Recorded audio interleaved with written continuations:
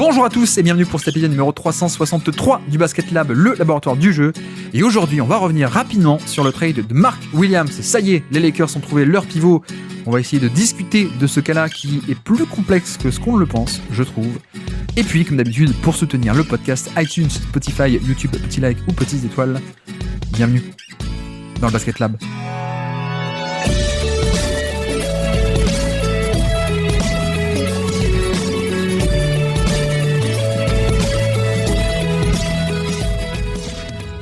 Mark Williams chez les Los Angeles Lakers et avec LeBron James, avec Luka Doncic notamment, surtout même, vu l'âge de LeBron.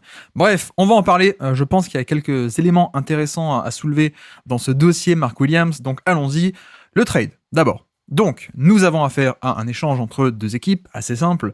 On a d'un côté Mark Williams, le pivot, le jeune pivot, qui va chez les Lakers, ça ok. Et de l'autre côté, en retour, on a Dalton Knecht, le jeune shooter, alors jeune, vieux pour un rookie, mais tout de même assez jeune joueur, plus Cam Reddish pour faire aussi l'équilibre un peu au niveau des salaires, plus un choix non protégé 2031.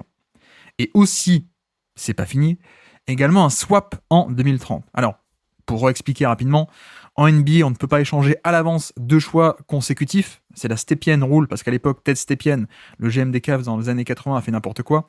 Donc, tu peux pas donner et le 30 et le 31. Donc, l'astuce que les équipes ont trouvée, c'est qu'ils donnent pas. Là, les Lakers vont pas donner le numéro 30, enfin, de l'année 2030, mais c'est un swap. Donc, les Hornets pourront échanger et prendre le meilleur pick des deux. Voilà. Donc, techniquement, les Lakers auront un pick, mais ce sera le moins bon des deux, de Charlotte et Lakers. Bref, donc c'est quand même, bon, je vais pas dire 2 premiers tours de draft, mais 1,5 peut-être, on peut le formuler comme ça, en général j'aime bien le formuler comme ça quand il y a des swaps, 1,5 et surtout donc un choix, je répète, non protégé 2031. Bon, que penser du trade, comment dire, on va être très pragmatique et même très simple, je vais essayer d'établir une liste des pros et des contre, des arguments qui sont bien, arguments qui sont pas bien. Mais je préfère aussi être un peu clair d'entrée de jeu, hein, pas pour vous tromper, hein, pour pas que vous pensiez que les arguments plutôt d'un côté, je vais les présenter mieux que d'un autre côté. Moi, je suis pas fan. Voilà, moi je suis pas fan. Vous avez peut-être vu d'ailleurs sur Twitter, j'en ai déjà un peu parlé. Je suis pas fan, mais voilà. Essayons d'être très très rationnel, très simple. Détaillons un peu tout, parce que en plus, c'est vrai que déjà, j'ai pas forcément raison, et surtout, ça peut se jouer à 1 ou 2 points de bascule qui peuvent faire que malgré les arguments d'un côté et de l'autre, ça peut tout de même finir par être soit un très bon trade, soit un mauvais, soit milieu, on verra. Donc, le trade, les enjeux, arguments pour, arguments contre.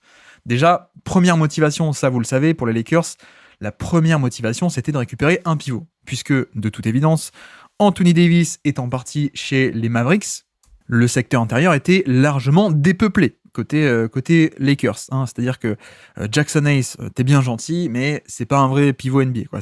En tout cas, c'est certainement pas un titulaire. C'est un mec qui fait de la rotation, mais voilà, Jackson Hayes c'était certainement pas assez, pardon. Donc on s'en doutait, hein, je crois qu'on en a parlé dans le podcast dimanche quand on parlait du trade de Doncic, ça semblait être assez imminent, le fait que jeudi, avant la deadline, avant aujourd'hui d'ailleurs, on est des Lakers qui se bougent un peu pour aller chercher quelqu'un. Donc on pourra discuter plus longtemps ensuite de ce qu'il fallait aller chercher celui-ci, quel était le plan, quel était l'objectif long terme, court terme, etc. pour le pivot. Mais en tout cas, dans les bons points, on récupère un pivot. Donc ça, c'est bien, parce que ça manquait. Très bien. On récupère aussi un jeune. C'est vrai que Mark Williams est un jeune joueur. Mark Williams a été drafté il n'y a pas si longtemps que ça, 2022, hein, je pense. Oui, non, je suis à peu près sûr, puisque c'était le pivot qui était à côté de Paolo Banchero. Donc Mark Williams, drafté il y a à peine 3 ans, qui n'a pas tant que ça de matchs au compteur. Donc ça aussi, c'est peut-être à prendre en compte. Parce que bon, il y a un côté blessure, mais il y a peut-être aussi un côté on n'a peut-être pas encore eu la chance de le voir assez. Il y a cet aspect. Mais en tout cas, c'est un mec de 23 ans. Donc, pour une équipe comme les Lakers, récupérer un jeune, c'est bien. C'est un pivot, c'est un jeune, donc ça c'est bien aussi pour un peu plus le long terme. Et de surcroît, troisième raison, en plus dans ce côté jeune, non seulement il est jeune, mais en plus tu récupères ses droits. C'est-à-dire que, comme tous les mecs draftés au premier tour, Mark Williams signe un contrat rookie, structuré, hein, les contrats rookies sont régulés pour éviter que, comme à une époque, on ait des mecs, Joe Smith, milieu 90 et autres, qui signent des contrats rookies un peu démesurés dès qu'ils arrivent en NBA. Mais bref, donc les contrats rookies sont très réglementés, et les contrats rookies, c'est 4 ans. Avec à chaque fois des options, hein. T'es pas obligé de faire les 4 ans, mais à chaque fois option pour l'équipe, et notamment à la fin de ta 4e année, tu deviens ce qu'on appelle un restricted free agent, un agent libre restreint, comme disent nos amis canadiens en traduisant. Et grosso modo, l'idée, c'est que ton équipe, l'équipe qui a les droits sur toi, l'équipe qui te détient, possède les droits de s'aligner sur n'importe quelle offre. Voilà. Donc tu récupères totalement, vu que là tu récupères le joueur dans sa 3e année, tu le récupères aussi avec ses droits, et donc 2 solutions. Soit à la fin de la 3e année, donc là l'été prochain, ils pourront lui offrir une prolongation anticipée, même si elle prendra effet que l'année d'après, mais soit ça peut se faire cet été, soit sinon, au pire, été 2022, alors attendez je calcule 2026, il sera restricted et tu pourras t'aligner sur n'importe quelle offre, voilà. Et en plus, autre avantage des contrats rookies, notamment quand tu as les droits, c'est que tu pourras aussi dépasser le cap en le prolongeant. Et bon, il y a un mauvais côté, c'est que tu dépasses le salary cap, tu dépasses la limite du budget salarial imposé par la NBA, c'est pas bien, tu vas être taxé. Il y a la fameuse luxury tax, c'est-à-dire que si tu dépasses, tu payes des dollars en plus parce que t'es puni. Voilà. Mais sauf que, bon, déjà, beaucoup de monde la paye, la taxe, dans les faits. Et surtout, même malgré ça, malgré ces vrais dollars, entre guillemets, pour le proprio, c'est vrai que ça vaut le coup, en fait, d'un point de vue sportif et dans le cadre du salary cap, parce que, en fait, l'objectif et l'avantage énorme de ces contrats rookies, c'est que tu peux, toi, si tu as un peu d'espace dans ton salary cap, tu peux prendre des joueurs free agent sur le marché, notamment des vétérans, prendre des joueurs free agent ou échanger pour des joueurs qui viennent dans ton salary cap, et grosso modo, une fois que tu as un peu blindé l'équipe, ok, t'as beau être déjà un peu au niveau de la limite, voire même très très proche de la limite, voire même parfois un peu au-dessus, en réalité, quelle que soit ta situation, si tu as les droits, tu peux dépasser le cap pour prolonger le joueur. Et c'est évidemment un atout incroyable. Donc ça, c'est génial. C'est génial parce que, mais comme on dit, il est jeune, il a les droits, donc tu pourras t'aligner n'importe quoi, mais surtout, dans le cadre des Lakers, c'est vrai que si tu as envie d'être compétitif, c'est exactement le chemin que tu vas prendre. C'est-à-dire, tu vas essayer au maximum de faire un échange de Hachimura contre quelqu'un, ou Hachimura avec Vincent, Vanderbilt, donc de faire des échanges, aller chercher des vétérans qui sont bons, ou même de réserver un peu le cap space, l'espace dans ton budget salarial, pour signer des free agents, te blinder en termes de salaire et donc de joueurs, et ensuite dépasser le cap. Donc j'insiste parce que c'est vrai que, mine de rien, c'est une motivation énorme dans cet échange, c'est que tu récupères un mec qui, pour l'instant, oui, pardon, je l'ai pas dit, mais il est jeune, donc il est payé une misère. Les contrats rookies sont justement structurés de telle sorte à ce que tu sois peu payé. Donc, double avantage un peu structurel d'un point de vue construction d'équipe, c'est que tu récupères un joueur qui est payé très peu cher, au-delà même de l'aspect de jeune et donc potentiel, etc. Mais tu récupères un joueur payé très peu cher, et en plus, tu pourras construire ton équipe, ensuite le prolonger, et comme ça, tu seras blindé au maximum. Donc, vraiment, je pense que clairement, c'est une motivation énorme de cet échange. C'est l'atout que représente ce contrat rookie et d'avoir les droits d'un mec dans son contrat rookie. Ok. Autre avantage, on continue un peu la liste des pour et des contre, mais là, en l'occurrence, des pour, tu n'as pas lâché Austin Reeves. Et ça, c'est vrai que c'est bien. C'est très très bien. Je pense que, il était un peu, à mon avis, inatteignable. Quoique, ça dépend contre qui. J'allais dire s'il y a Luka Doncic disponible. Non, ça c'est déjà arrivé. Il est même pas parti dans cet échange-là. Bref. Mais non, ça c'est bien de ne pas te séparer de Austin Reeves, parce que c'est un des meilleurs contrats de NBA, clairement, en termes de rapport qualité-prix. Donc, voilà, c'est un petit bonus. Et puis en plus, on peut rajouter encore un point positif. Tu ne t'es pas non plus séparé d'autres joueurs.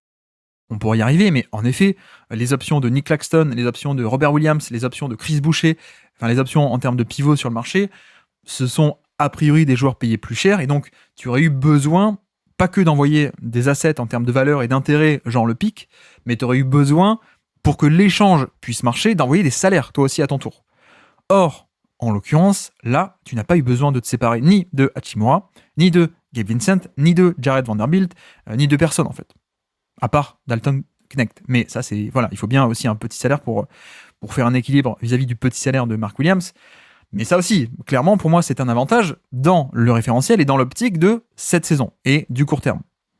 Alors, quoique, je dis ça, peut-être que vous écoutez ce podcast jeudi soir, ou vendredi, ou samedi, et peut-être qu'ils sont déjà partis, ces mecs-là, mais en tout cas, sur ce move-là, tu n'as pas eu besoin de te séparer de joueurs. Donc, premièrement, tu as gardé Hachimura, Gabe Vincent, Vanderbilt pour les faire jouer.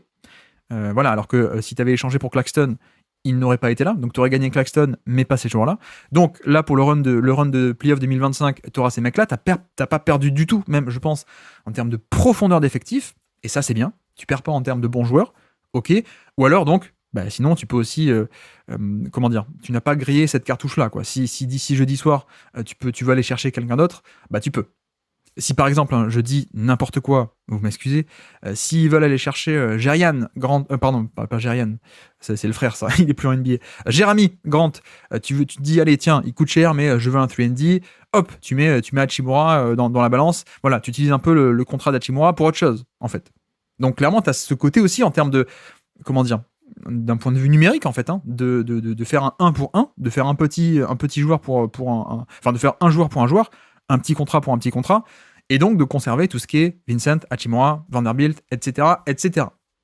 Et je précise, je crois que Maxi Kleber n'a pas le droit d'être rééchangé à la trade deadline, mais peut-être qu'il pourra l'être plus tard, l'été prochain. Mais voilà, tu gardes une belle profondeur d'effectif, tu ne touches pas à ça. Donc, court terme, c'est bien, et même long terme, c'est bien pour des échanges. Ok.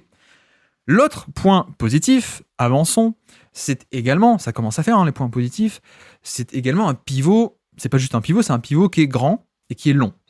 C'est-à-dire que, a priori, je pense qu'il va pouvoir se faire plaisir en termes de pick and roll avec Luka Doncic, évidemment.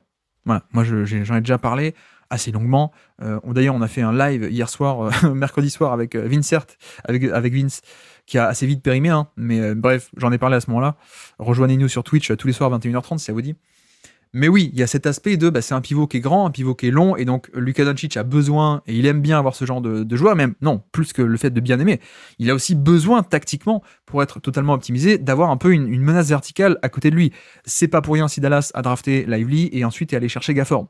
L'effectif des Mavs était très très bien construit aussi pour ça. Voilà. Donc, ça c'est cool. C'est cool parce que moi j'aime bien Jackson Hayes, enfin j'aimais bien à l'époque de la draft, ça bloque un peu, ok il a de la verticalité, mais est-ce que tu veux faire jouer Jackson Hayes 35 minutes de jeu pour sa verticalité au panier et ensuite tu vas le payer en défense? Non, pas forcément. Donc là au moins t'as plusieurs options. Et donc Mark Williams fait un peu partie de ça. Je crois que si je ne dis pas de bêtises, on est sur quelqu'un qui a ce qu'on appelle la standing reach, assez impressionnante, donc c'est-à-dire à quel point tu es capable d'atteindre haut avec taille plus bras, quoi, un peu le combo des deux. Donc je crois qu'en taille on est autour de 7 pieds, je crois qu'en termes de wingspan, d'envergure de bras, on a aussi des bras très très très longs, ouais c'est ça, 7 pieds, 6,5 de long. C'est énormissime, c'est vraiment très très très long. Alors c'est pas Mo Bamba, c'est pas Rudy Gobert, mais c'est quand même très très long. Donc voilà, ça, t'as une menace pour le pick and roll, en tout cas en théorie. Ok, donc un autre bon point, c'est que ça va très bien avec Luka Doncic. Et puis aussi, il faut le dire, même si je ne l'ai pas explicité encore, mais au-delà de l'aspect on va pouvoir le prolonger long terme, au-delà de l'aspect il est jeune, c'est aussi peut-être quelqu'un qui a du potentiel. Et bon, c'est le verre à moitié vide, à moitié plein, on va en parler dans les arguments un peu contre, c'est que forcément, c'est un mec qui a été blessé, qui n'a pas joué tant que ça. C'est-à-dire que là, on est à 85 matchs NBA en carrière. 85. En 3 ans. Donc, verre à moitié vide, bon, c'est quelqu'un qui est très sujet aux blessures, comme on dit, injury prone, quand on est de chez Shakespeare. Mais non, 85 matchs, et soit tu le vois d'une manière, est-ce qu'on peut lui faire confiance, est-ce qu'on a eu raison d'envoyer ce pic pour ça, alors que le mec il a le risque de blessure. L'autre côté positif, c'est que il est jeune, il a 23 ans, il s'est fait drafter au premier tour à l'époque en 2022, même 15e, donc même aux portes de la loterie. C'est quelqu'un qui, moi je l'ai vu à Duke, je l'ai observé parce que j'ai beaucoup regardé Banchero, donc il était à côté, qui a des qualités, qui a peut-être pas les mêmes qualités que ce que tout le monde a l'air de penser, mais qui a des qualités. Donc voilà, il y a aussi un aspect potentiel, évidemment. Là ensuite je vais embrayer sur peut-être des arguments un peu moins contre, et notamment, vous aurez compris, moi je suis un peu moins fan du joueur, mais le fait est que c'est pas comme si tu faisais un trade pour un mec de 27, 28, 29 ans, et qu'en gros le joueur est déjà qui il est. Non, là tu peux te dire à 23 ans, on est encore jeune, il s'est peut-être pas encore développé, d'autant que en plus on n'a pas vu si souvent que ça en NBA, donc il y a peut-être aussi au-delà de l'âge l'aspect de il est même encore jeune en termes de match et en termes de développement, peut-être. Donc c'est aussi un bon point, c'est que oui, c'est même un des points centraux, oui pardon, j'irai pas jusqu'à dire le point central, mais un des points centraux de cet échange, c'est ça, c'est le potentiel, assez nettement, parce que pour moi, le domaine où on peut ne pas être d'accord sur est-ce que c'est un bon trade ou pas, tout ça dépend de qu'est-ce que tu penses de Mark Williams. Qu'est-ce que tu en penses à l'heure actuelle et qu'est-ce que tu en penses pour le futur. Donc, point de bascule évident, c'est le potentiel. Est-ce que, en effet, on va avoir un Mark Williams qui va pouvoir se développer et devenir un très bon pivot NBA. Donc, résumons. C'est un pivot, il fallait un pivot. C'est un jeune, c'est très bien quand tu es dans un projet comme ceci avec pour l'instant beaucoup de vieux. Non seulement il est jeune, mais il est payé pas cher parce que contrat rookie. C'est en plus tu récupères ses droits, donc tu vas pouvoir le prolonger, t'aligner sur n'importe quoi, mais aussi surtout le prolonger une fois que tu auras blindé le reste de ton salary cap et de ton budget salarial en construisant l'équipe. Ok, tu n'as pas lâché Austin Reeves, tu n'as pas lâché d'ailleurs non plus Vincent, Hachimura, Vanderbilt et les autres contrats que tu vas peut-être pouvoir réutiliser dans un autre trade ou alors utiliser en tant que joueur. Donc c'est un ajout numérique qui est intéressant pour l'effectif. T'as pas sacrifié, pardon. Tu ne t'es pas séparé de plein de monde. Donc ça c'est bien. C'est aussi un pivot qui est grand et qui est long. Donc pour le pick and roll, ça peut être bien. Plus l'aspect de potentiel où évidemment on a quelqu'un qui est encore très jeune. Donc pourquoi pas.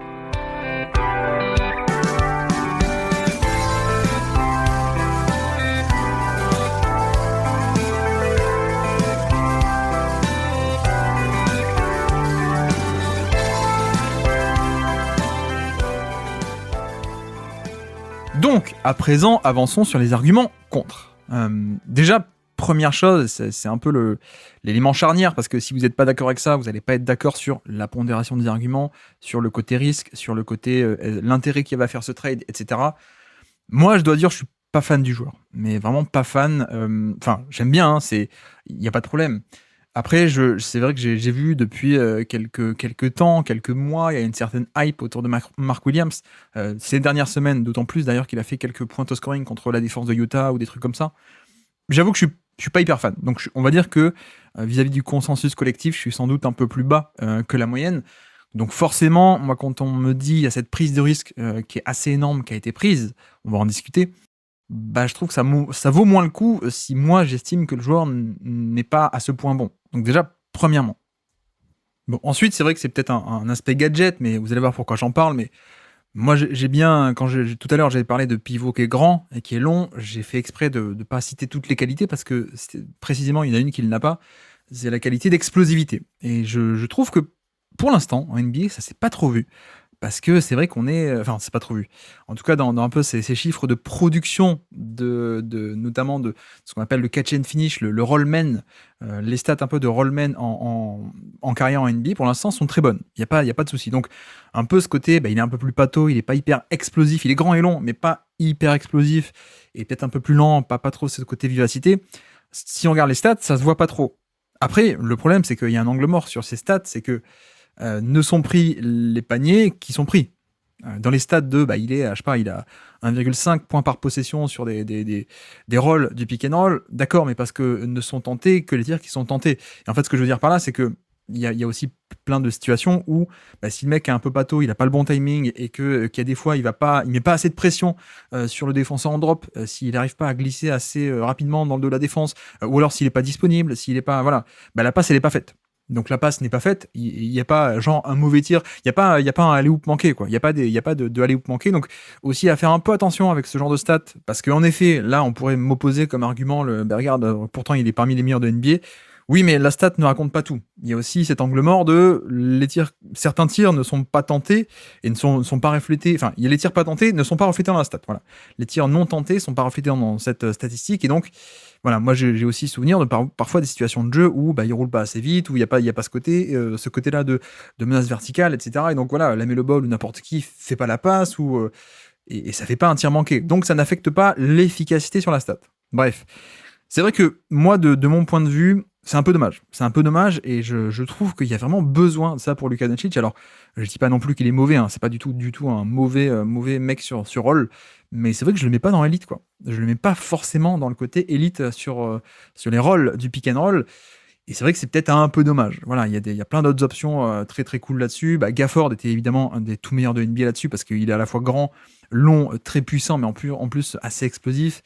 Voilà, c'était Gafford pour le coup, c'est la Rolls-Royce de ça, quoi. Si on comment dire, si on parle pas de tout ce qui est Anthony Davis, Wembanyama, qui sont peut-être parmi les meilleures cibles de l'histoire de la NBA, je pense, hein, très très simplement. Mais voilà, c'est pas non plus bon. Il y a cette petite nuance, à voir à quel point ça peut être important ou pas. Ça peut concrètement venir embêter ou pas. Je sais pas, parce que vous voyez par exemple pourquoi ça a aussi bien marché Dallas contre Minnesota, c'est qu'en fait Doncic a besoin de cet outil tactique d'avoir un mec vertical qui met de la pression sur le panier, parce que lui quand il fait un drive et qu'il attaque sur pick and roll, ben Rudy Gobert il peut pas boucher l'angle de layup quoi. Il est obligé aussi de reculer parce que dans son dos il y a la menace. Ou alors l'inverse, quand il va sur Luka Doncic, ben Doncic fait la passe et t'as un mec qui est capable dans une fenêtre de alley-oop, une fenêtre de catch and finish qui est très très courte, d'être là en place, de recevoir la passe et de punir. Donc voilà, je sais pas, à ma limite, ça c'est un peu mineur. J'aurais peut-être pas dû commencer par ça, ne m'en voulez pas. mais voilà, c'est vrai que de ce point de vue-là, c'est pas idéal. Mais bon, passons. Je voulais aussi parler de ça, j'ai fait exprès d'en parler parce que il y a un peu le même truc pour la défense en réalité. C'est-à-dire que en attaque, avec ce côté roulé au panier, le fameux rollman roulé au panier, il y a ce truc de bon, bah il est grand, il est long, il va être génial en termes de alley-oop et de finition sur pick and roll. Pas nécessairement, oui, mais il n'y a pas que ça. Il y a aussi la vivacité, l'explosivité. Mais j'en ai parlé exprès parce que je trouve qu'il y a un peu parfois les mêmes raccourcis pour la défense. Et c'est vrai que, soyons clairs, pour moi, ce n'est pas un bon défenseur. En tout cas, ça ne l'a pas du tout été du côté de Charlotte. Et bon, je sais que directement, on peut me rétorquer, mais oui, mais en même temps, Charlotte, c'est pas une bonne équipe. Voilà, le tanking, on peut pas s'attendre à ce qu'ils défendent bien dans une équipe comme ça, contexte particulier, contexte catastrophique, etc., etc. Voilà, un peu la rationalisation par le contexte. Bon, ça peut être vrai. En attendant, on a aussi connu et on sait que... Enfin, moi, je trouve qu'on a trop tendance à donner de l'importance au contexte dans le cadre d'une performance individuelle. Ma limite, c'est un sujet pour plus tard. Moi, on va pas théoriser là-dessus pendant 2 heures.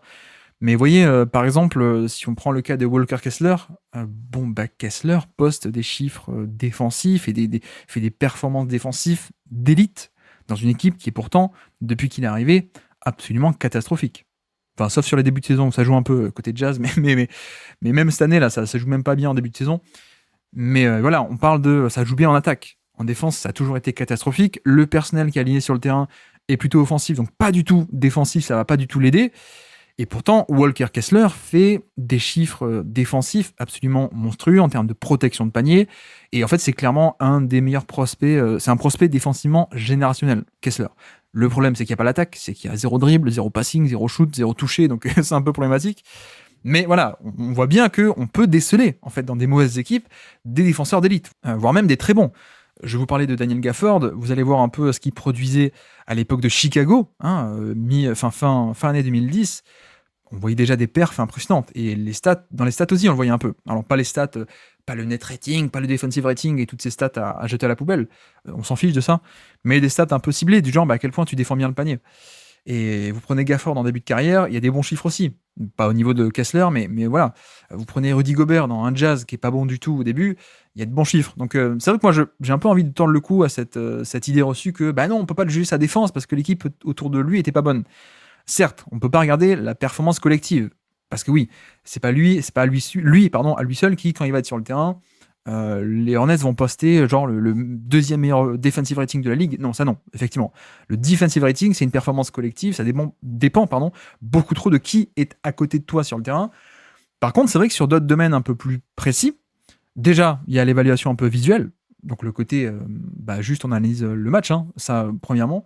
Mais bon, ça, moi si je vous dis il est pas bon, c'est un peu votre... Est-ce que vous me croyez ou pas, il n'y a pas de preuve. Donc c'est pour ça que l'indicateur stat est aussi intéressant, c'est que là c'est un peu plus tangible. Vous pouvez ne pas y croire non plus, mais au moins c'est un chiffre réel, quoi. C'est pas juste moi qui pourrais inventer, soit je peux inventer de dire qu'il est bon, je peux inventer de dire qu'il est pas bon pour mon propre argumentaire. En l'occurrence, c'est vrai que je pense qu'il est un peu parfois survendu. Par des fans des Hornets, alors je peux comprendre, il y a un côté biaisé, on l'aime bien, etc. C'est un de nos poulains.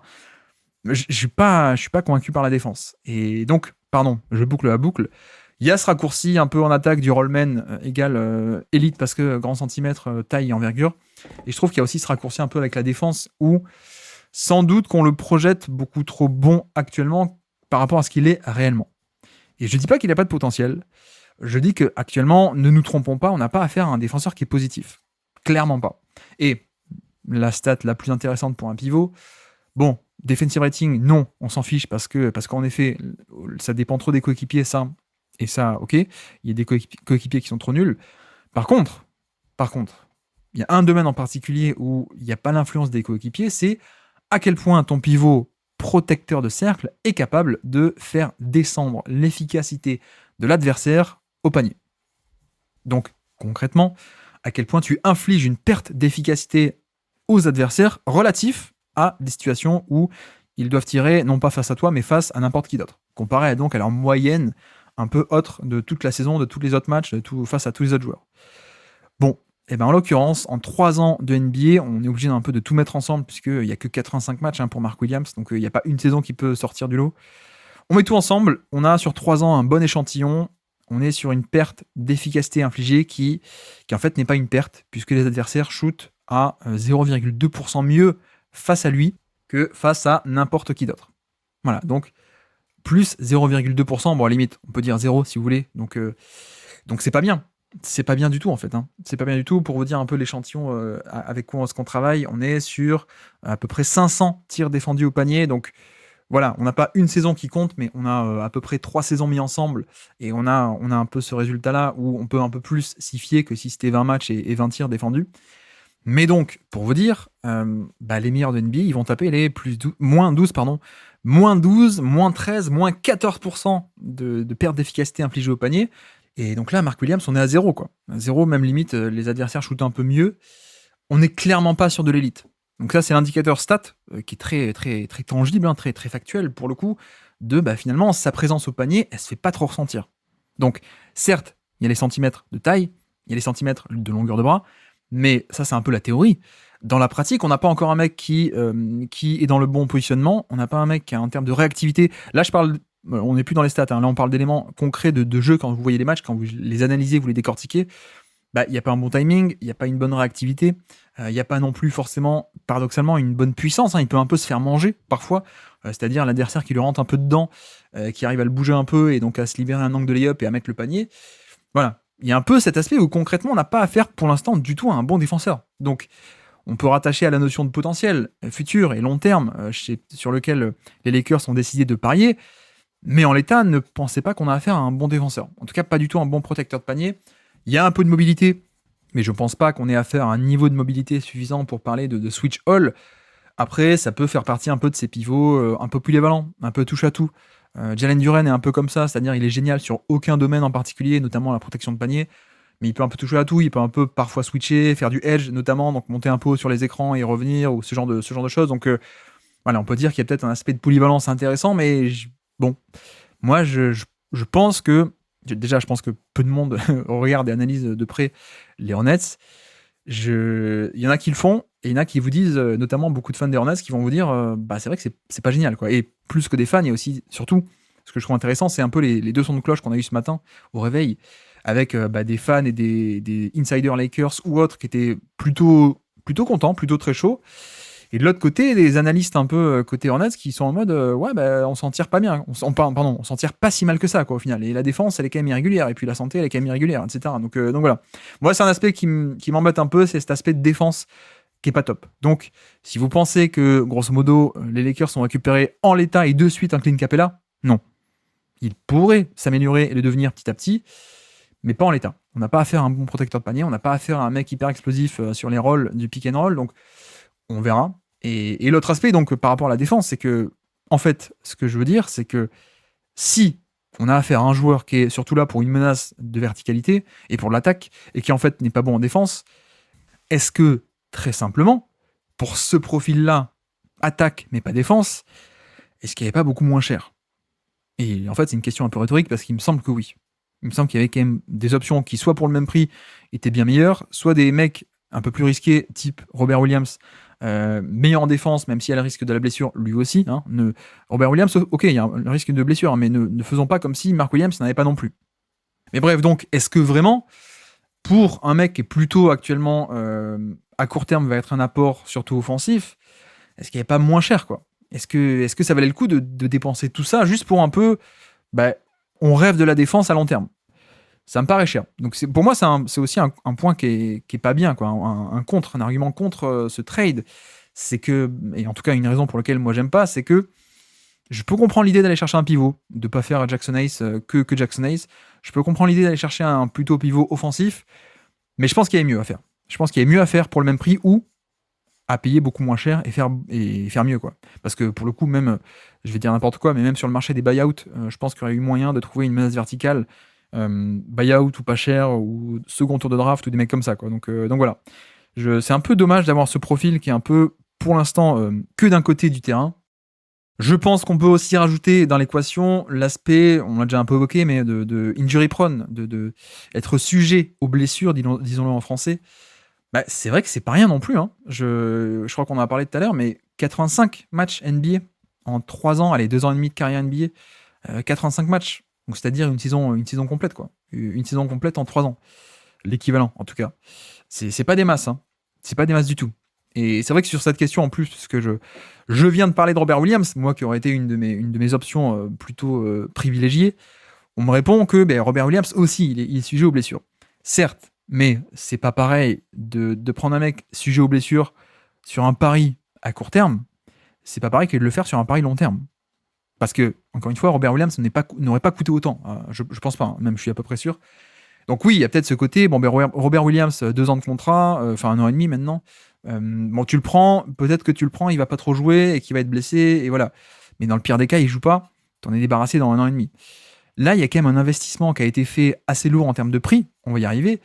Et finalement, moi, je trouve ça largement pire, ce risque à long terme, qu'un risque pour un petit pari, court terme, quoi, grosso modo. Donc voilà, mine de rien, ça, c'est un peu une épée de Damoclès, hein, pour le coup, de la carrière de Mark Williams.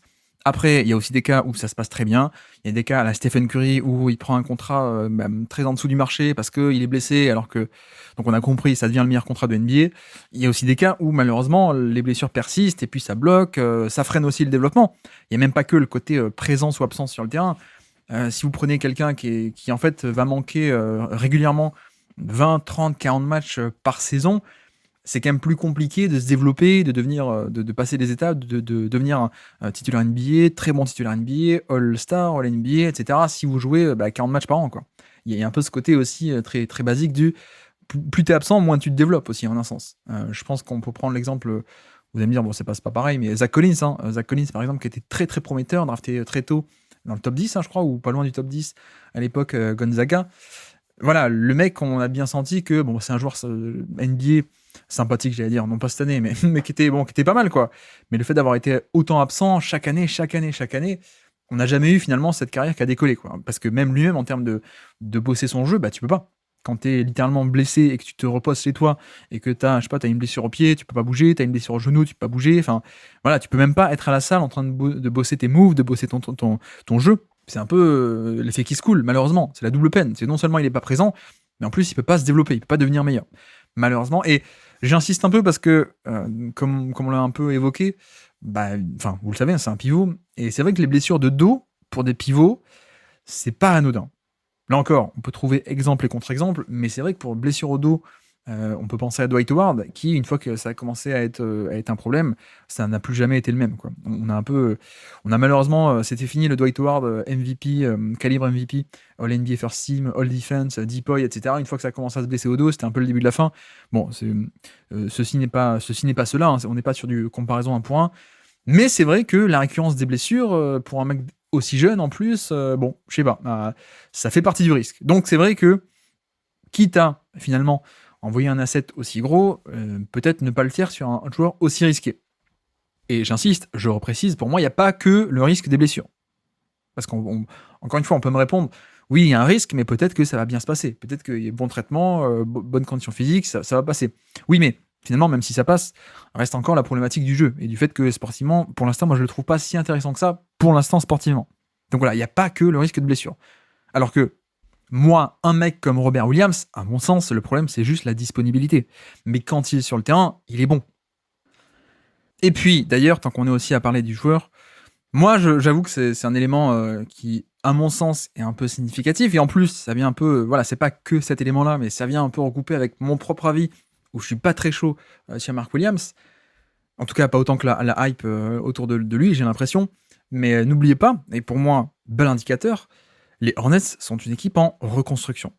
En reconstruction, et avec donc Mark Williams qui avait l'air d'être un des éléments importants de cette reconstruction. Or, on a une équipe des Hornets qui reconstruit, donc avec des jeunes, et qui décide de se séparer de Mark Williams. Ça, pour moi, c'est pas rien. C'est pas rien du tout, et ça devrait, malheureusement ça ne l'est pas, mais ça devrait être un indicateur, un signe pour pas mal de gens que Ah ouais, c'est pas rien, quoi. On a une équipe qui est jeune, qui est censée avoir Mark Williams un peu, non pas au centre du projet, hein, il y a aussi Lamelo Ball, Brandon Miller, etc. Mais t'es censé avoir Mark Williams comme un des jeunes importants, un des 3 jeunes les plus importants de la franchise. Tu reconstruis. Donc voilà, on n'est pas sur genre, je sais pas moi, Boston qui abandonne un jeune parce que, bon, mais tant pis, on sacrifie le jeune pour aller encore plus dans le all-in pour actuel parce que notre but c'est de gagner.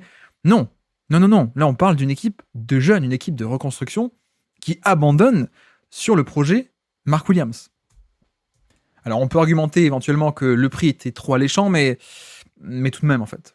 Tout de même, si t'es vraiment une équipe de jeunes et que t'as ton projet, que tu les fais grandir, en fait, t'écoutes pas trop les offres, quoi. Ou alors, il faut vraiment une offre incroyable.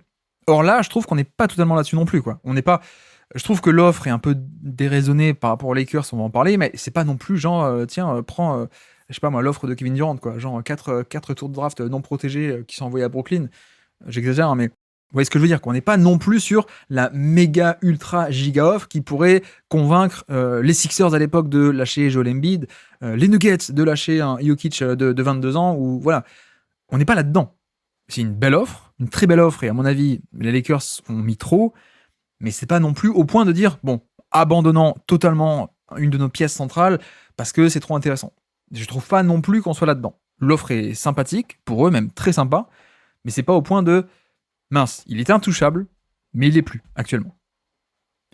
Et en fait, je pense que, donc si c'est pas relatif à l'autre, je pense qu'au final, si les Hornets sont vendeurs, c'est que ça raconte tout de même un peu de choses vis-à-vis de Mark Williams. Alors ça peut être un aspect de on abandonne parce que trop de blessures.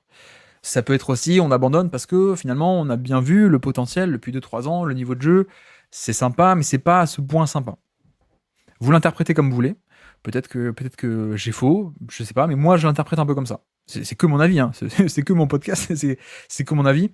Moi, je trouve que c'est assez parlant vis-à-vis de Mark Williams, le fait que la franchise, jeune reconstruction, décide d'aller autre part avec lui, enfin d'aller autre part et sans lui.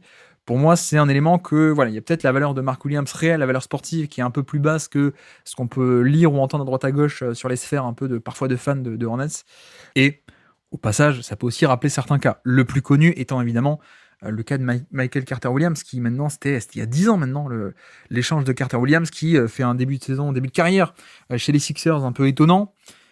Bon, à l'époque, on disait, ouais, alors attention, hein, c'est quand même le process, c'est un peu des stats, non pas dans le vide, j'aime pas cette expression, mais ok, il fait des stats, mais c'est pas hyper intéressant, etc.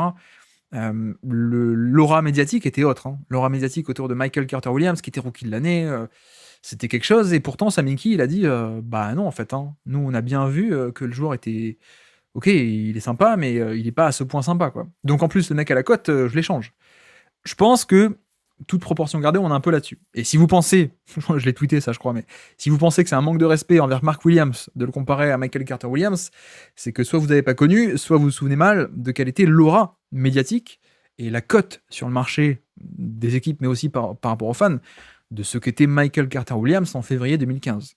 Vraiment, on parlait d'un mec qui, rookie de l'année, qui marquait beaucoup de points, qui était pas blessé, voilà. Donc ça peut arriver aussi, hein. Ça peut arriver. Je dis pas que ça va être un tel échec comme Carter Williams, pas du tout. Je dis que ça peut aussi rentrer en compte dans l'équation le fait de constater qu'une franchise qui a pu côtoyer un joueur et l'évaluer pendant 3 ans tous les jours au quotidien chez elle, tous les jours au quotidien étant une belle répétition qui justement n'est pas belle, je trouve ça intéressant.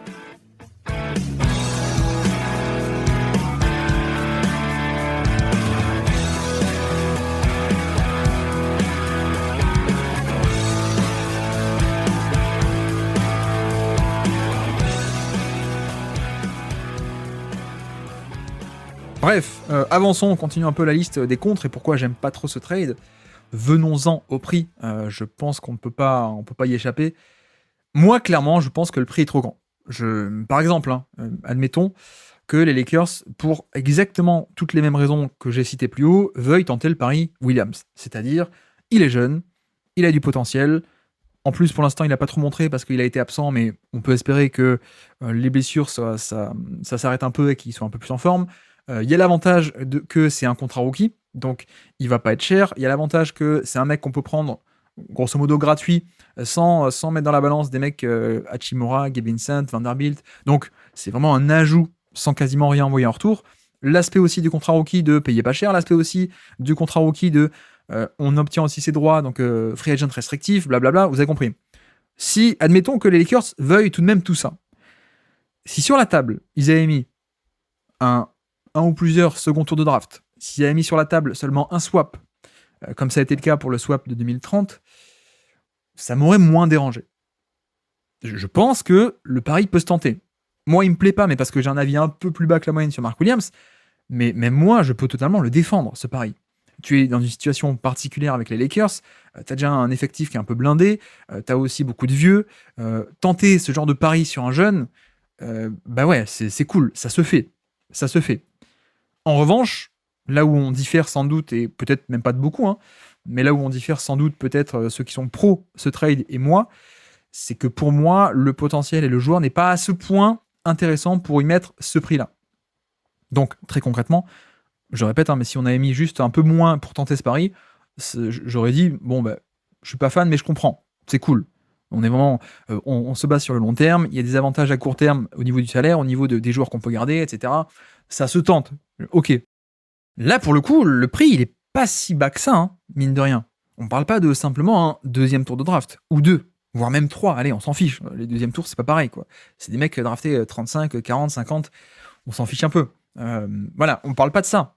On parle de un pick, un swap en 2030, donc ils perdent leur choix, entre guillemets. Le pick non protégé 2031. Voilà. Et en plus, c'est vrai que ça, j'ai l'impression qu'on l'oublie, il y a tout de même Dalton Knecht.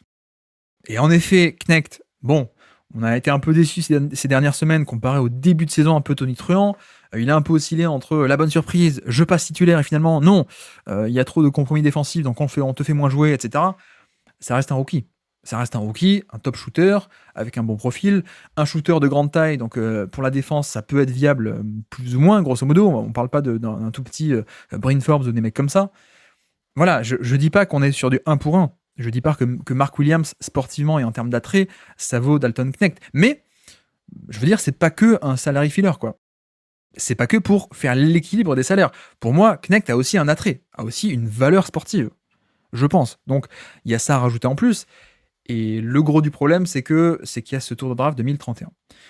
Je ne sais pas trop par quelle boule l'aborder, parce qu'il y a quand même plein de problèmes liés à ça pour moi. Peut-être premièrement, on peut le dire, c'est que c'était la dernière cartouche de nos amis les Lakers. Il y avait quasiment plus que ça. Ils avaient échangé pas mal de tours de draft. Ou alors, ceux qu'ils n'avaient pas encore échangé, il y avait la Stepien Rule qui fait qu'ils ne pouvaient pas l'échanger. Voilà, grosso modo, il leur restait que un gros atout dans leur manche, c'était le pick 2031. Et donc, ce pick a été dépensé pour ce trade-là. Moi, j'avoue que c'est pas comme ça que j'aurais souhaité que ce soit utilisé, parce que comme c'est le vrai dernier asset de ce type-là, je pense que t'es quand même un peu obligé d'être près de tes sous, quoi. En tout cas, près de tes sous. Pas niveau dollar, mais niveau atout asset, grosso modo, vous avez compris. Mais en fait, quitte à le dépenser, ce pic-là, et notamment de manière non protégée, en fait, j'aurais préféré aller chercher quelque chose de beaucoup mieux, beaucoup plus, quitte même à joindre à cet atout en termes de pic de draft, pourquoi pas joindre des contrats, et donc, potentiellement, aller chercher un Nick Claxton. Oui, Claxton n'aurait pas l'avantage de faire un peu comme Mark Williams, actuellement, c'est un ajout, on n'a pas eu à dépenser, on n'a pas eu à se séparer de Hachimura, Gabe Vincent, etc. On n'a pas eu à se séparer de ces mecs-là, donc on les a encore en plus, donc on touche pas à notre profondeur d'effectif, etc. Moi, quitte à dépenser ce pic, quitte à vraiment, et à le faire maintenant, ce qui à mon avis n'était pas urgent, tu aurais pu attendre, le faire dans 6 mois, le faire plus tard, quitte à le faire, autant y aller directement, autant y aller à fond.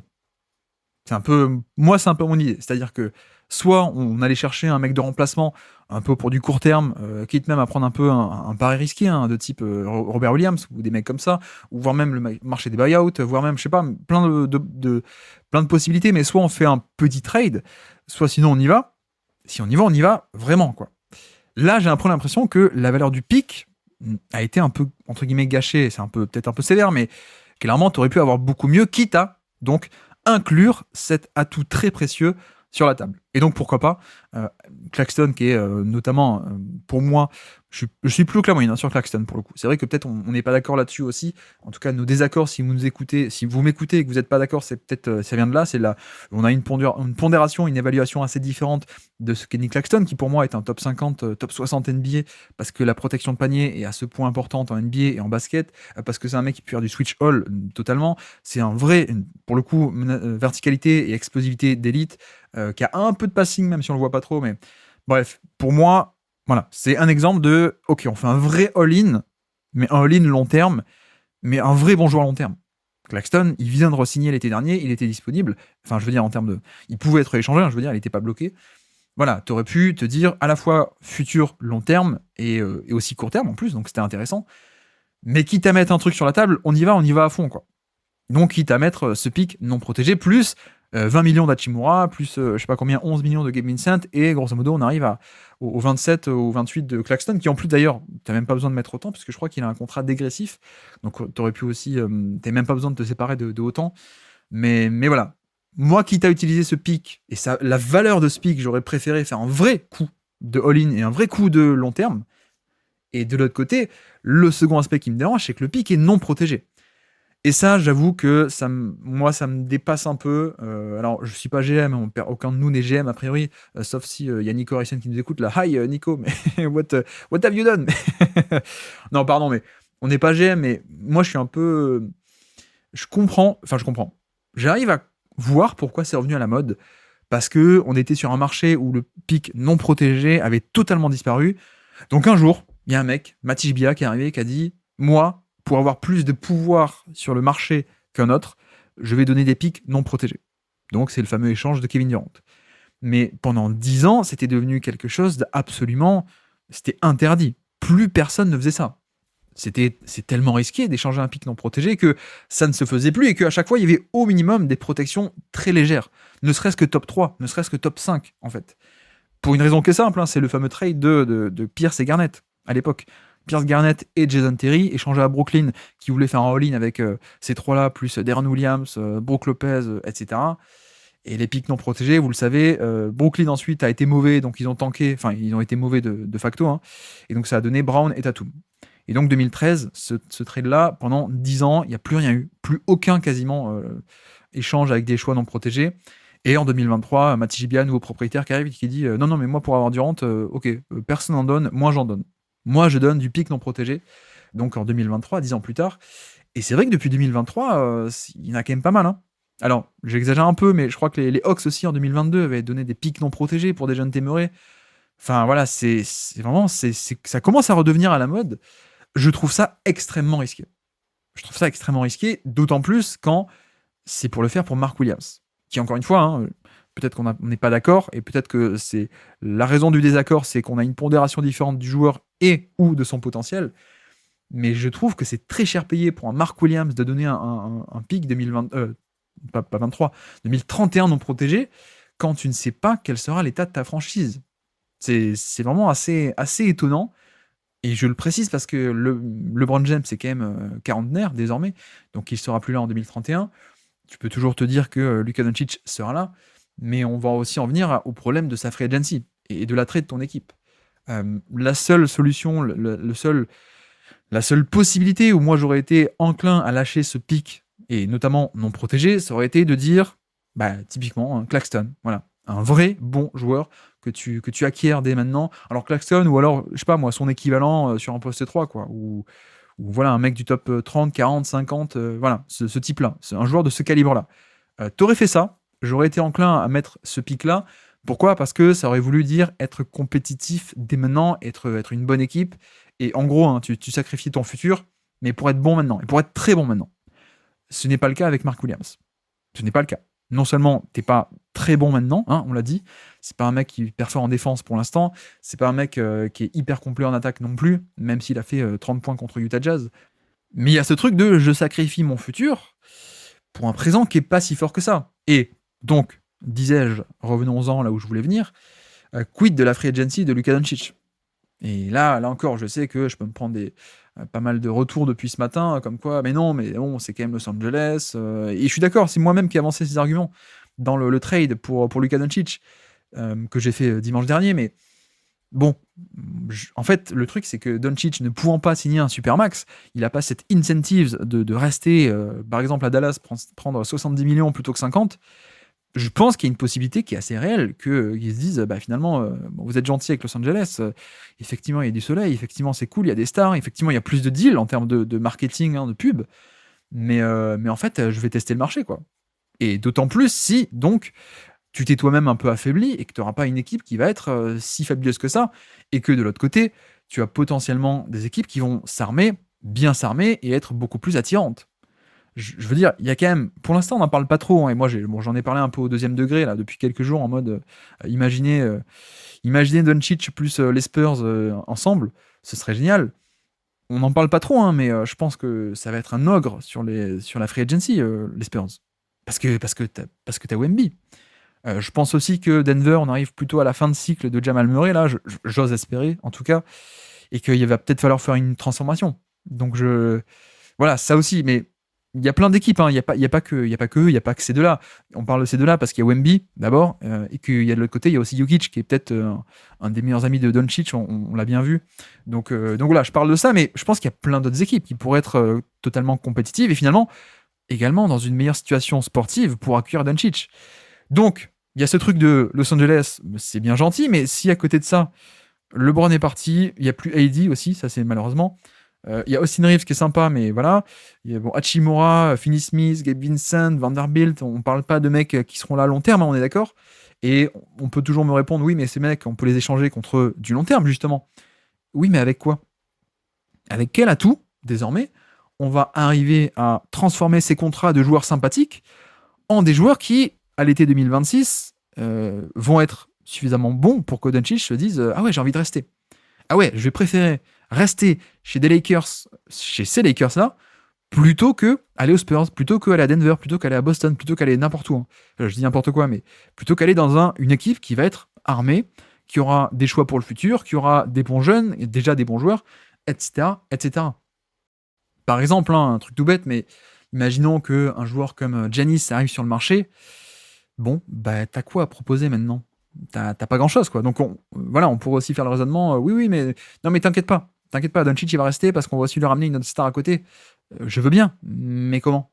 Comment? En termes de salaire, tu peux ajouter du Hachimura ou des mecs comme ça, mais quel attrait tu peux proposer aux Bucks? Je pense qu'il y a plein d'équipes qui vont pouvoir te battre en termes d'enchères, à moins que, à moins que le GM en face ce soit Nico Harrison, il t'appelle que toi, mais ça arrive qu'une fois ce genre de miracle en fait. Donc même le côté renforcer l'équipe, reste avec nous à la free agency, t'inquiète, on va ramener quelqu'un entre-temps ou après via un trade.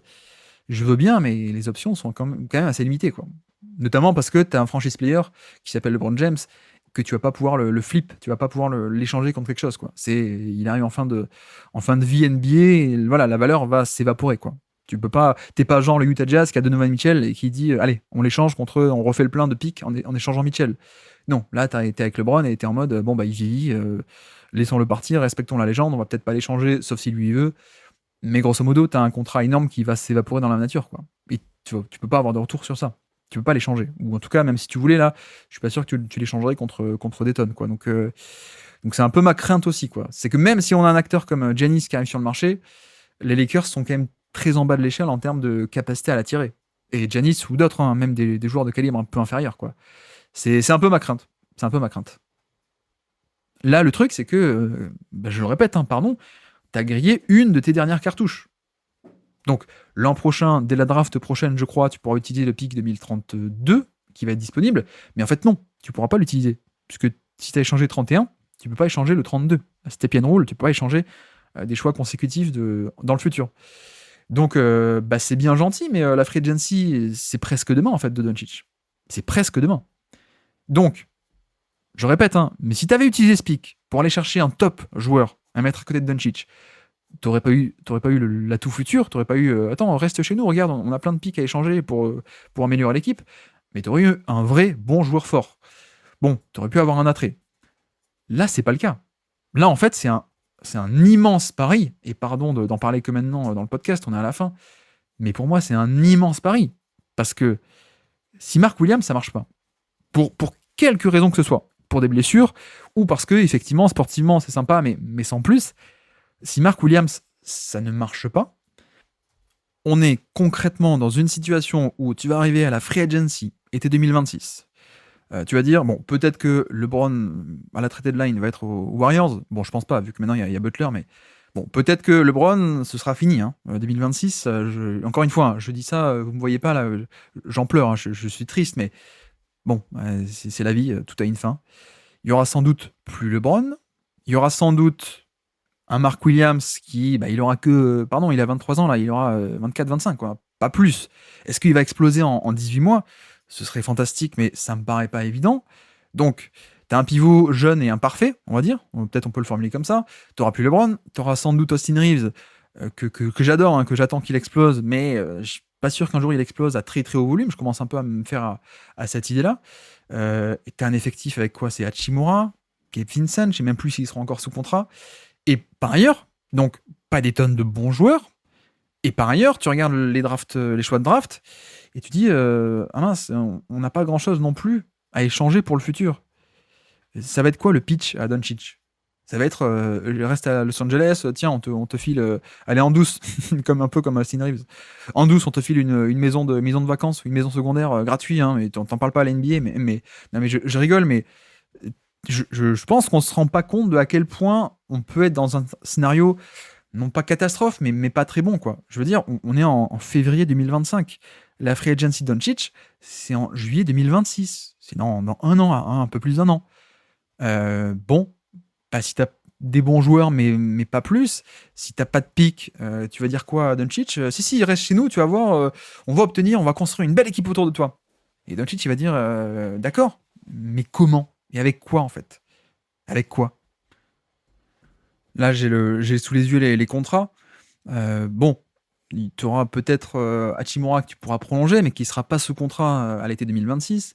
Finney Smith ne sera pas sous contrat. Austin Reeves, il a une player option à 14 millions. Bon, autant dire qu'avec la hausse du salary cap, avec les droits TV, etc., il va pas la prendre et je pense qu'il va chercher un nouveau contrat. Donc voilà, Gabe Vincent plus sous contrat, Maxi Kleber plus sous contrat. Tu auras Vanderbilt, ok, par là. Knecht, non, il est parti. Il y aura plus personne. En fait, tu vas la créer comment, la valeur? Tu vas la créer comment? À moins que, en effet, et je veux bien entendre l'argument, parce qu'il est totalement valide, c'est pas très grave, parce qu'on est Los Angeles, encore une fois, et que on peut signer Doncic en free agency, et on peut signer un tel en free agency, on peut le mettre avec d'autres free agents. En fait, on peut signer plusieurs mecs hyper intéressants la même année. Voilà. Je regarde qui va être free agent en 2026. Donc on a Lillard, bon il va être peut-être un peu vieux. LeBron James, quid de LeBron?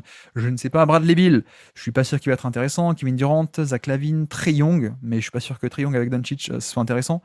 Alors paradoxalement, tu auras Kyrie Irving, mais bon, 2 ans de plus, un an et demi plus tard. Tu auras De'Aaron Fox, mais bon, là encore, je suis pas sûr que ça marche avec Luka Doncic, Jaren Jackson, mais ça m'étonnerait que Memphis le lâche, Hartenstein, Randle, Porzingis, Anthony Simmons. Bon, il y a sans doute des noms qui vont apparaître en plus, mais je veux dire, on se dirige pas a priori vers, comme parfois on a certains étés, waouh, là ça va être le gros été. La free agency de telle année, par exemple 2019, on savait que ça va être le feu d'artifice, quoi.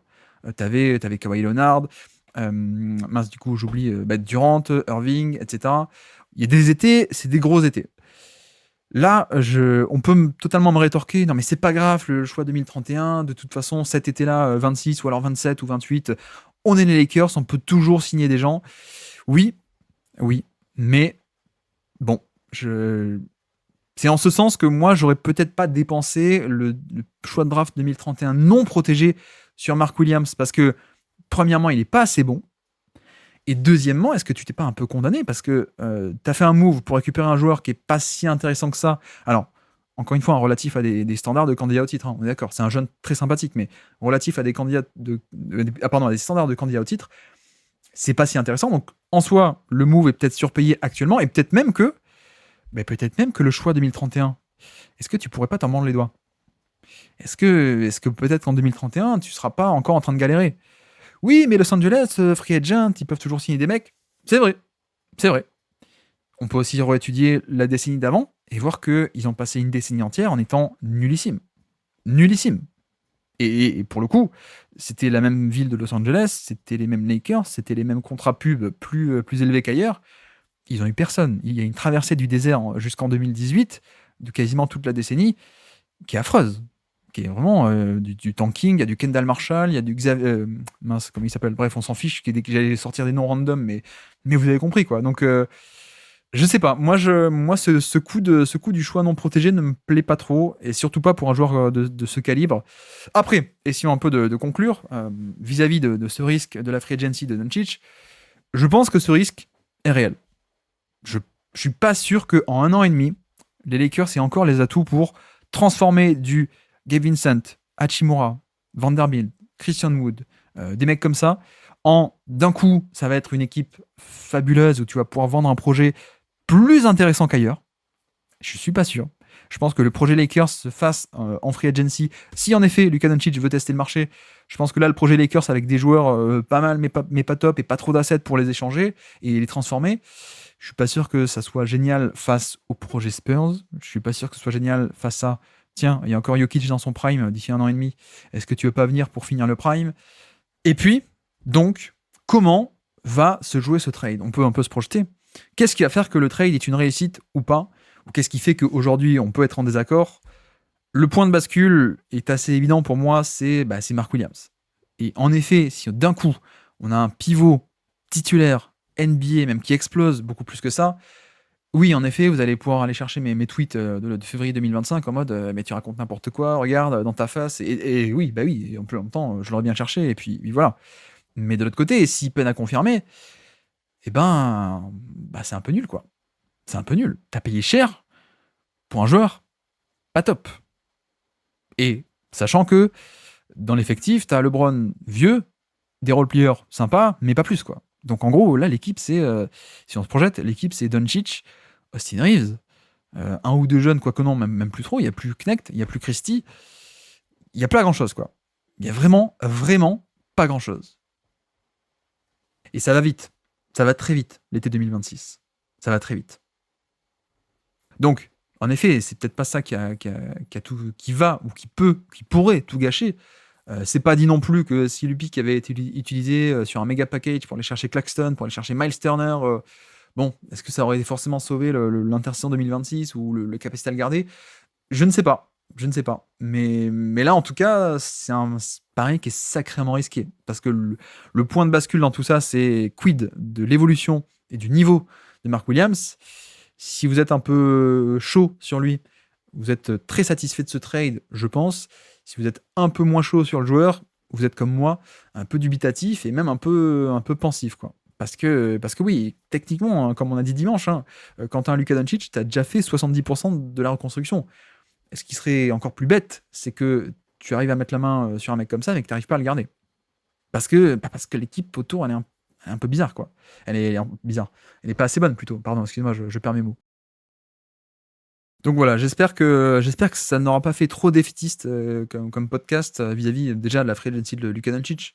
Oui, ça se trouve, il va rester, même peut-être il va rester, j'en sais rien en fait. Mais en essayant de réfléchir un peu pragmatiquement à quoi va ressembler le projet d'ici à peine un an, l'été prochain, non pas 25 mais 26, c'est quasiment un an. Est-ce que tu auras une équipe assez attirante pour le faire rester? Je sais pas. Donc peut-être qu'il va rester, hein. Peut-être qu'il va prolonger et que tout se passera bien, ce sera la figure des Lakers pendant 10 ans. J'aime pas la gestion qui a été faite en tout cas. J'aime pas trop ce trade parce que c'est pas trop dans la bonne direction, ou en tout cas, reformulons-le, c'est un sacré pari. C'est un sacré pari. Et de l'autre côté, j'espère que j'aurais pas trop été défaitiste non plus trop sur Mark Williams. Moi, le fait est, je vais pas le répéter, vous avez compris, je suis un peu moins fan. Je suis un peu moins fan, mais voilà, il y a toujours ce truc de, en fait, on verra comment ça va se dérouler. Et si en effet Williams devient titulaire, un pivot titulaire NBA de très bon niveau, en plus il joue à côté de Luka Doncic, donc ça lui permet de bien développer l'attaque et de mettre des points, c'est génial. Il n'empêche que j'aurai toujours des doutes un peu sur la défense, quoi. Pour l'instant, vous savez, moi je viens de la draft à la base, j'ai une passion pour le scouting qui s'est développée un peu avant pour la tactique, enfin un peu en même temps, mais bref, ça fait longtemps que je suis la draft, que j'adore regarder des matchs de prospects, que je décortique, on fait des vidéos tactiques, vidéos scouting plutôt même, pardon. Des mecs qui ont des grandes mensurations, j'en ai vu des tonnes. Et notamment ceux à qui on prêtait, ou moi-même j'ai prêté, des potentiels défensifs incroyables.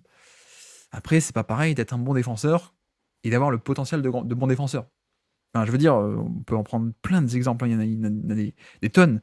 Prenez, je sais pas moi, Mobamba, le mec qui avait la plus grande envergure de bras depuis Rudy Gobert, et même plus que Rudy Gobert.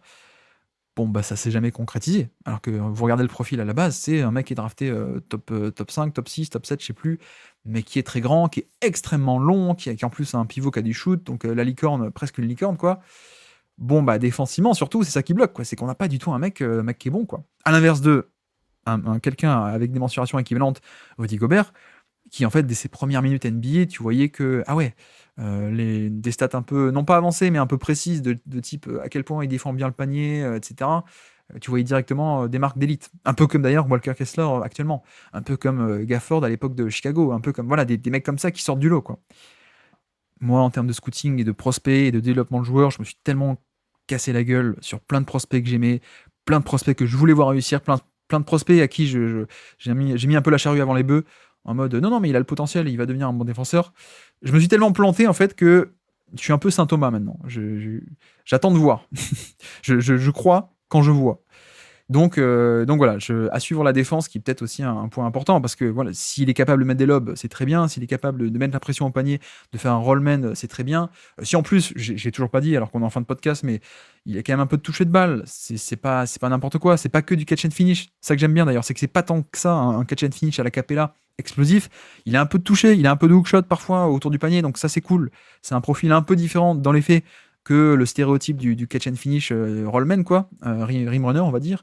La défense, on attend de voir. Le passing aussi, ça se voit pas trop au niveau des stats, par exemple, mais parce que l'utilisation a pas été tout le temps la bonne, je trouve, aux Hornets. Mais c'est un mec qui a plutôt pas mal de passing, quoi. Donc ça, c'est vrai que tu le combines à Luka Doncic, c'est cool parce que prise à 2 sur le Doncic, il ressort sur Mark Williams, et un peu comme était capable de le faire Derek Lively, ben voilà, il peut faire les lectures en sortie de dribble, en mouvement, voilà. Je pense que ça, il peut.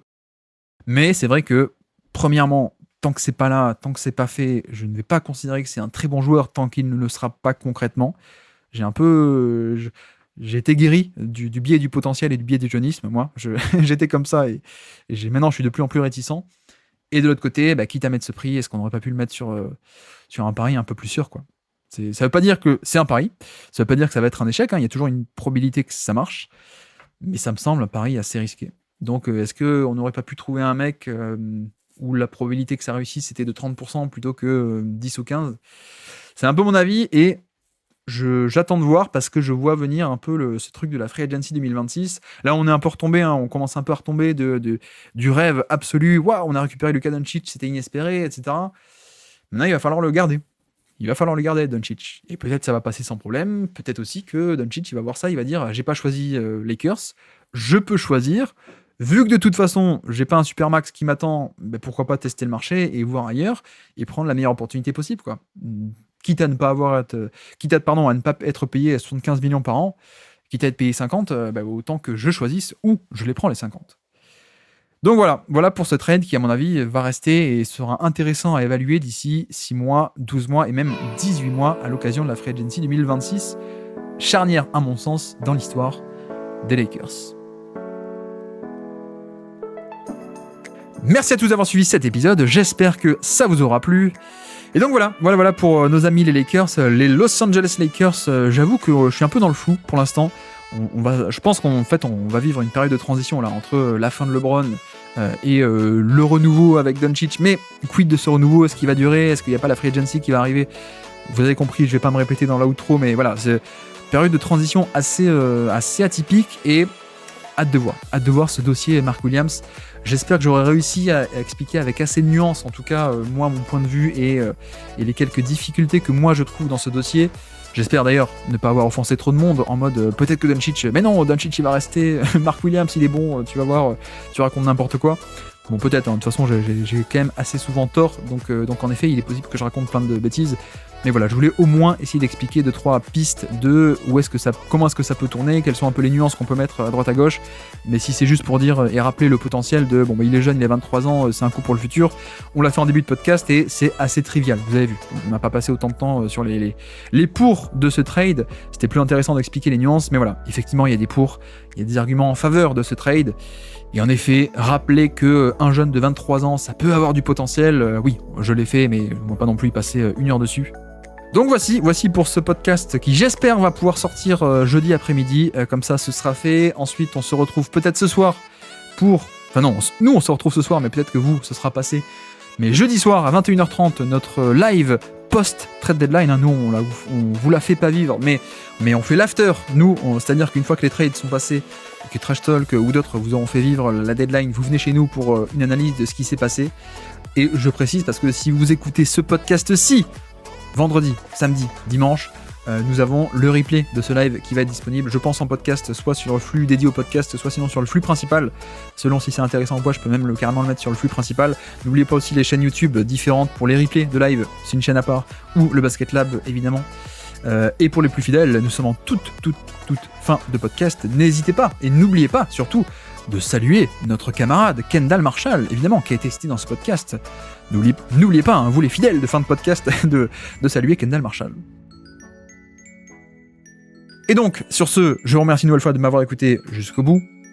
Un grand merci pour votre soutien, comme d'habitude, et notamment actuellement avec la trade deadline et tous les podcasts qu'on fait. Ça fait plaisir. Merci beaucoup, merci à tous. Et moi, je vous dis à très bientôt. Ciao!